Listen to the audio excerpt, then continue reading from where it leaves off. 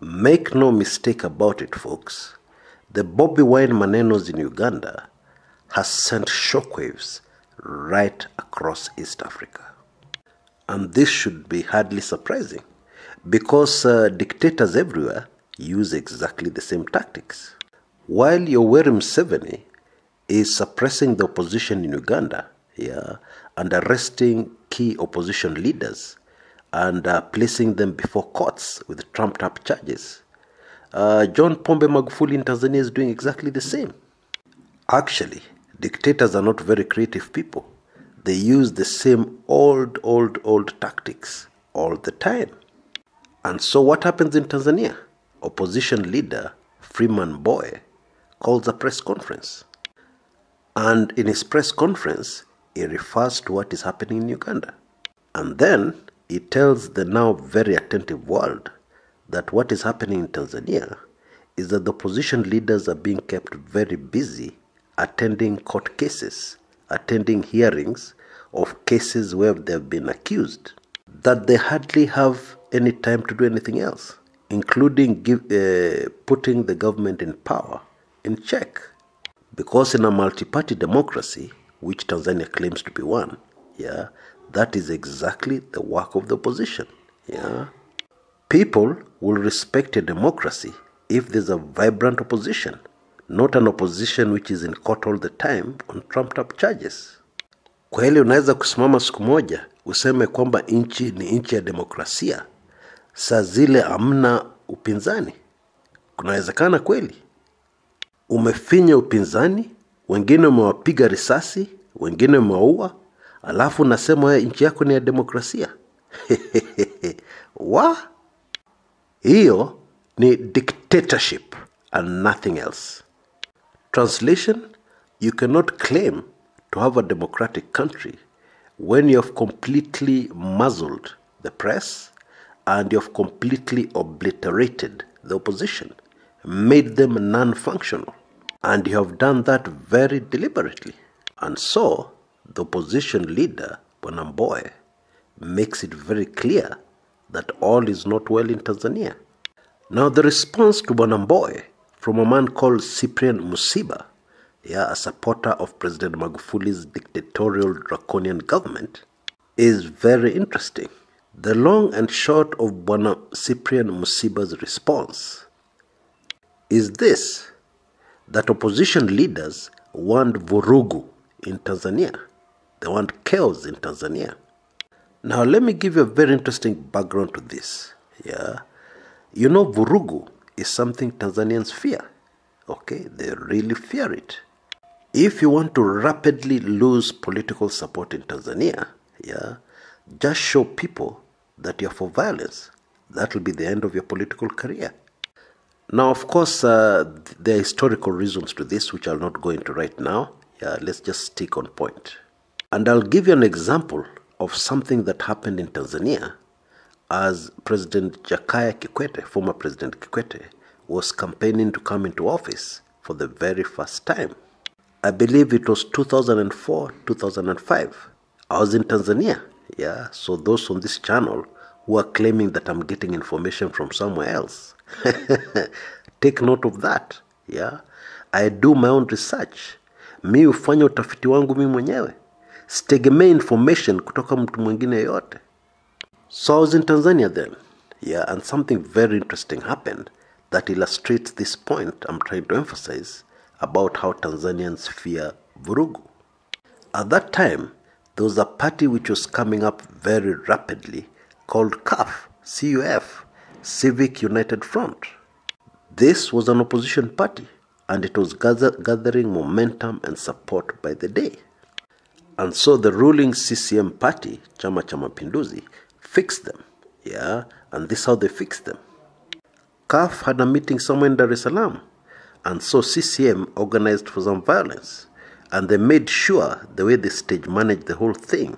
And the media, of course, covered it. And Tanzanians were horrified and very scared. And that was a game changer in that Kikwete campaign.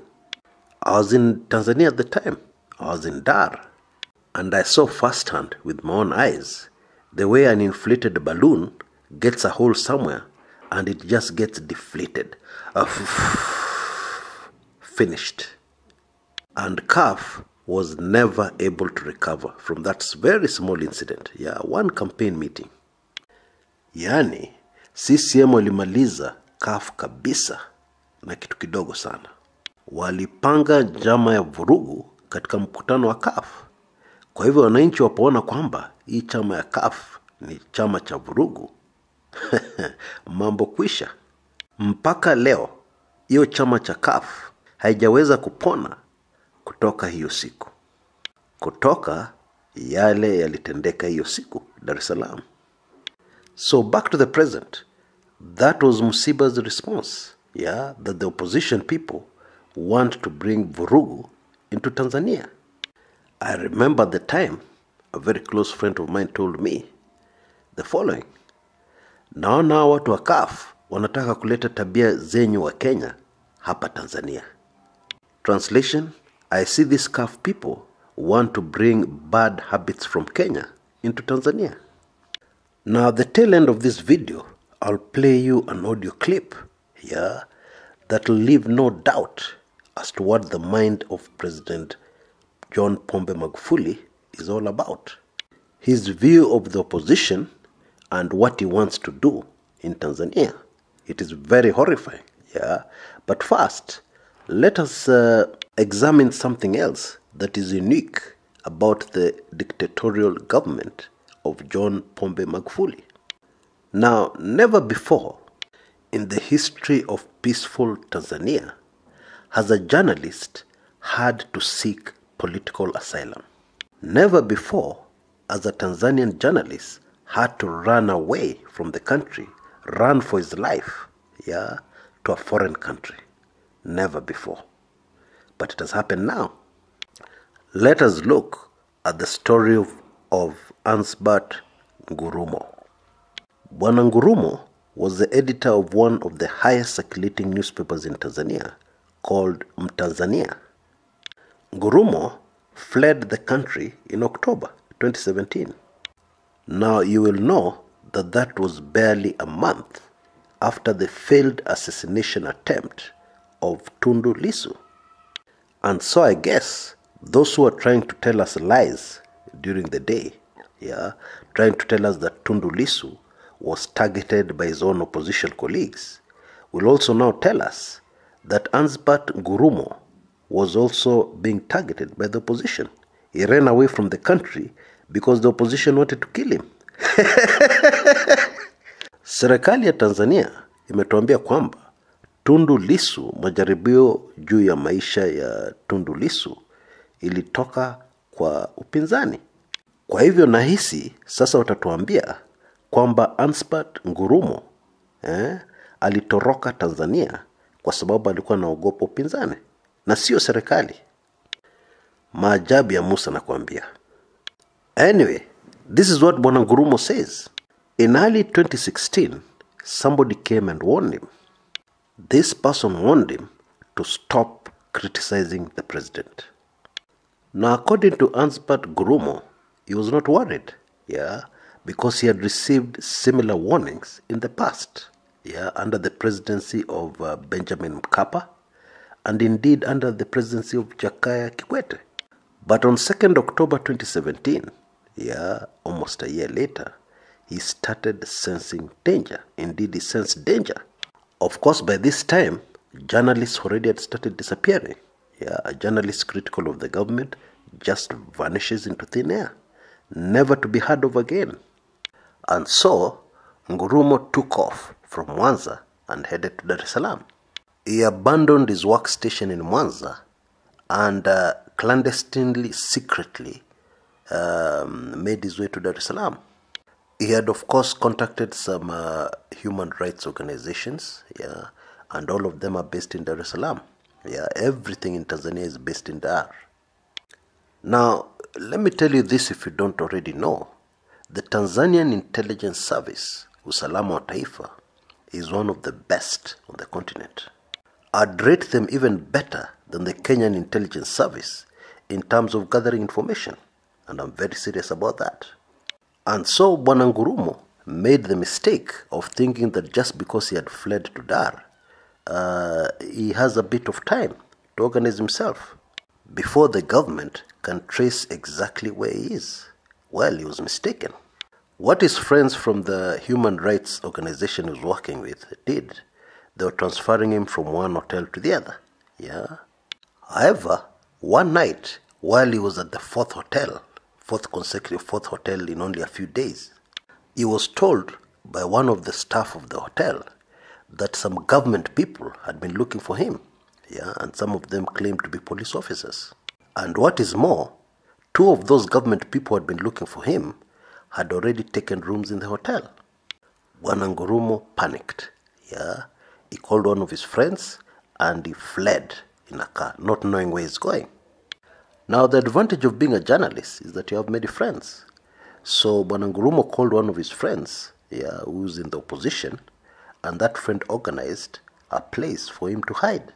And this is where he hid for 2 weeks, until those who were organizing for him to be smuggled out of the country were ready. And he was smuggled to Nairobi, Kenya. However, sadly, one of his friends was not so lucky, one of his colleagues in the journalism profession. Former editor of Mwananchi newspaper, a man called Azori Gwandu, disappeared on 21st October. This was another harsh critic of the dictatorial draconian government or presidency of John Pombe Magufuli. Now, Bwana Ngurumo did not feel safe in Nairobi, and therefore his friends transported him to a faraway country. I believe he's now in one of those Nordic countries, either Sweden or Norway. And that was the right move, because hot on his heels, shortly after he had left Nairobi, there were confirmed reports that government officials from Tanzania were looking for him in Nairobi, in a foreign country, away from Tanzania. In my view, Bwana Ngurumo is not completely safe, even wherever he is. He needs to be very careful and very cautious, because you never know with a bloodthirsty dictatorship that wants to silence all dissent. These people are usually very, very determined. As long as you're on the planet Earth, they'll find a way to get to you, because you have information, that will expose them. You yourself are evidence, of a draconian, bloodthirsty dictatorship that has run amok. And so as long as that dictatorship is still in power, you're not safe. That is the truth. Now, according to Bwana Ngurumo, to date, 2 opposition leaders have been killed in Tanzania. 2 others have been jailed for insulting the president. 5 newspapers have been shut down completely, because they're not towing the line of the dictator. Now, in my view, what is happening in Tanzania is worse than what is even happening in Uganda. At least if you look at the statistics, that should be very clear. Now, let's hear what Bwana Cyprian Musiba, as I promised you, says in this audio, that is very revealing about the direction the dictatorial presidency of John Pombe Magufuli is headed. He says it very clearly. Just listen. Nchi kubwa kama hii, ukiruhusu kila mtu azungumza analotaka na anatukanwa rais, halafu kawaida tu, anadhalilishwa rais, inachukuliwa kawaida tu, watu wana entertain vita, inachukuliwa kawaida tu. Tanzania tukiingia kwenye matatizo tutakosa pa kukimbilia. Wakenya hawatotutaka, Waganda hawatotutaka, Wanyarwanda hawatotutaka, Burundi hawatotutaka, Zambia hawatotutaka. Tutakosa pa kukimbilia kama tukientertain ya mama. Sasa Chadema walidekezwa. Yani wanafanya maandamano, hamna anayakti. Wanamtukana rais, hamna anayakti. Wanazusha uongo, hamna anayakti. Na mimi nikasema wale wanabahati. Mimi siku moja Mungu akaja akanipa urais. Eti mtu mimi nitakuwa hata zaidi ya Magufuli. Yaani mtu mimi tutatengeneza hata nani? Sheria ya kupiga risasi pale kwa pale. Ua mmoja anataka kufanya Watanzania wote wakusane wauane. Yaani huyo ua kabisa, wala usimuone. Hata kwenye vitabu vya dini imeelekezwa. Hata kwenye misafu imo. Mtu anayetaka kuhatarisha amani ya nchi uwa, ili hao wengine 100 wabaki salama. Kwenye vitabu vya dini ipo. Sasa mimi nchi zote zilizoendelea hawa entertain ujinga, yani udini, ukabila, si ukanda. Una entertain udini, udini ni mbaya. Sasa hivi wa Tanzania na Waislamu unaweza kukuta Mkristo anamwoa Muislamu. Muislamu anaolewa na Mkristo. Umeelewa? Watu wengine tumeenda Mbeya huko. Tumechukua. Gosh, I never thought I would live to see the day when a Tanzanian national would speak like that. Historically, Tanzania has had an impeccable human rights record.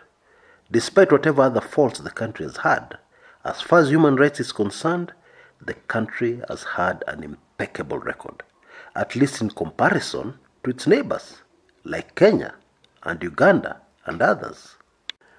But obviously, something has changed, and something has changed very drastically, very dramatically in Tanzania.